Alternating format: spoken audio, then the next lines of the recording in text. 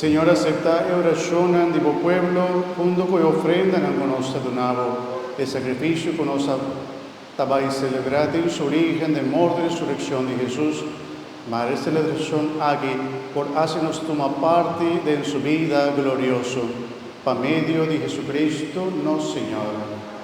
Señor, sea con vos, alza vuestro corazón.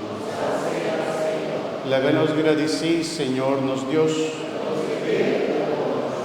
En verdad nos deber y tabómpanos, de agradecimos siempre tu caminda, Dios Todopoderoso y Eterno.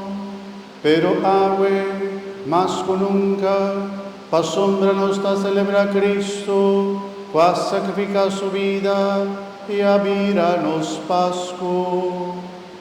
Étanos verdadero lanche di Pascu, puta quita pica di mundo, muriendo, Él acaba con los muertos, y pa su resurrección, Él adónanos vida nuevo.